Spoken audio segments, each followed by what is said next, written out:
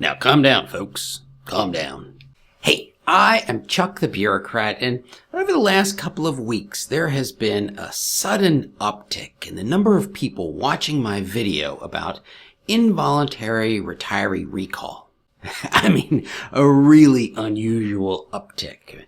People are commenting and sharing, and it took some time to figure out what is driving this. And as usual, we figured it out because of one of you.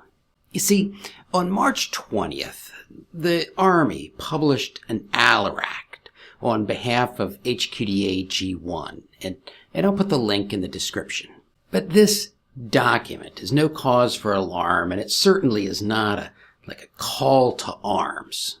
First of all, it's about voluntary retiree recall, which, quite frankly, is going on all the time.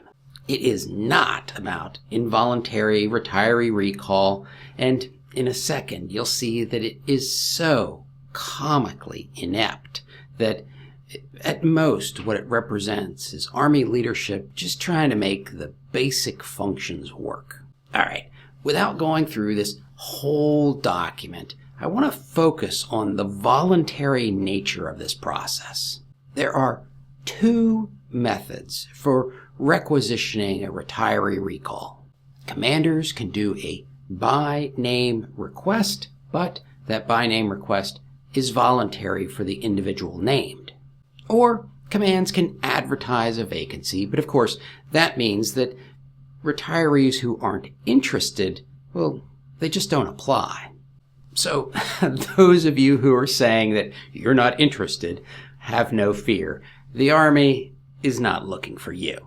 And now comes the part for those of you who, might be interested in retiree recall opportunities. But unfortunately for my friends at the G1, this is the part that's kind of a clown show. If you're interested in looking for opportunities, there are two websites that should help you with your search, but as far as I can tell, neither of them are particularly accessible. These are MOBCOP and CARRERA. MOBCOP is CAC enabled, so this is for people who are getting close to retirement, maybe someone who's on a contract or working as a GS civilian. But finding MOBCOP on the web, that can be tricky. Now, fortunately, the HRC website does have an article floating around out there that has the MOBCOP URL in it, and I'll put the link in the description. But they also offer that advice, which I do not advocate, of just Google MOBCOP. Yeah, you do that, it just runs you in a circle. Then, at least for me, MOBCOP can't even be reached. But of course, I'm working from home and I don't have a CAC, so maybe it's just me. The other option is to go to a website called CARRERA, which is supposed to be accessible with DS Login. With DS Login, any retiree or vet should be able to access this, but there's problems here too.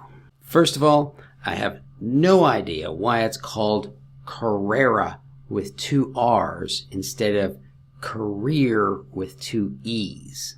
But if you're looking for this site, just be warned that if you spell it like the word career with two E's, well, you're going to have trouble finding it, and there's a lot of things that are going to look like it without being it. Next, when you get to this website, it all starts with some sort of generic warning that you're going to experience interruptions in service.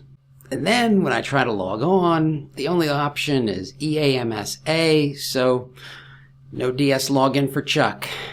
What that all means is I couldn't find a single vacancy even if I wanted to.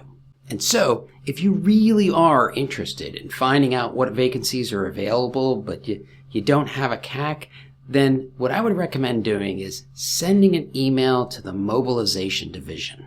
Alright, before we wrap up here, I want to say that I think this does imply something for that point in time when they do implement involuntary retiree recalls, which, just to be clear, I think is nowhere soon. The basic infrastructure to implement retiree recall, it just doesn't seem to be in place. If they started doing involuntary recall, well, they could probably get you on orders, but I think they would have a hard time figuring out what to do with you. And that, in and of itself, may discourage them from recalling you in the first place.